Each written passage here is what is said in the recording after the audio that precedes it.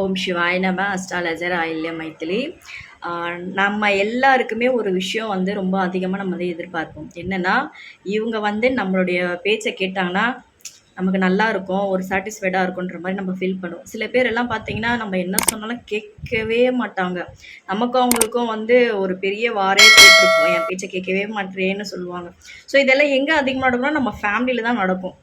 So நம்ம வீட்டில் வந்து யாரெல்லாம் நம்ம பேச்சை கேட்குறாங்க, யார் நம்ம பேச்சை கேட்கலன்றத நம்ம ஜாதகங்களை வச்சு நம்ம செக் பண்ணிக்கலாம். ஸோ அதில் சில நுணுக்கமான விஷயங்கள் எல்லாம் உண்டு. ஸோ இப்போ உதாரணத்துக்கு வந்து இப்போ நம்மளுடைய ஜாதகத்தில் இப்போ ஒரு சுரேஷ்னு ஒருத்தர் இருக்காருன்னு வச்சுங்களேன். அந்த சுரேஷோட ஜாதகத்தில் இருக்கக்கூடிய செவ்வாய், ஆப்போனண்ட்டில் வந்து ரமேஷ்னு ஒருத்தர் இருக்காருன்னா அவங்க வீட்டில் வந்து அவங்களுடைய செவ்வாயை பார்த்தால், செவ்வாயோட பார்வை 4, 7, 8, 4, 7, 8ஆம் பார்வை ஏதாவது ஒரு வகையில் இவரு ஜாதகத்தில் இருக்கக்கூடிய செவ்வாயை எதிர்த்தரப்பில் இருக்கக்கூடிய செவ்வாயை பார்க்கும் பொழுது அந்த ஜாதகர் அவரோட பேச்சை கேட்பார். அதாவது சுரேஷோட பேச்சை ரமேஷ் கேட்பாரு. ஸோ இதுதாங்க சிம்பிள்.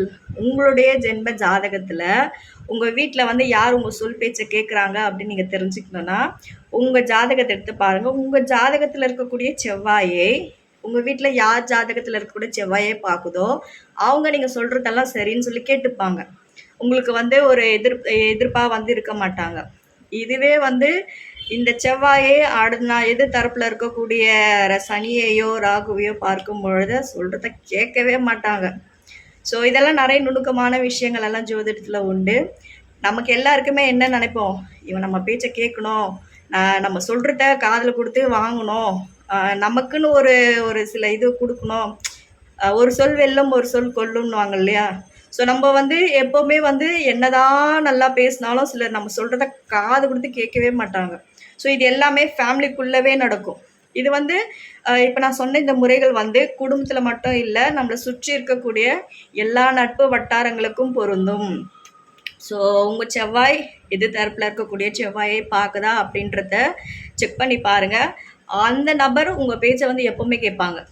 இது வந்து மாறவே மாறாது, எப்போவுமே கேட்பாங்க. இதுவே செவ்வாயோட தசா புத்தி அந்த உங்களுக்கு நடக்கும் பட்சத்தில் நீங்கள் சொல்லக்கூடிய வார்த்தைகள் வந்து அமிர்தம் மாதிரி உங்களுக்கு இருக்கும். இதெல்லாம் செக் பண்ணி பாருங்கள் உங்கள் ஜென்ம ஜாதகத்திலே. இது போன்ற சில நுணுக்கமான ஜோதிடம் மற்றும் ஜாதகம் பார்க்கணும் அப்படின்னா டிஸ்பிளேயில் தெரியக்கூடிய தொலைபேசி எண்ணை ஜோதிட ஆலோசனைக்கு அழைக்கவும். நன்றி, வணக்கம், வாழ்க நலம். ஓம் சிவாய நம. அஸ்ட்ராலஜர் ஆயில்ய மைத்திலி.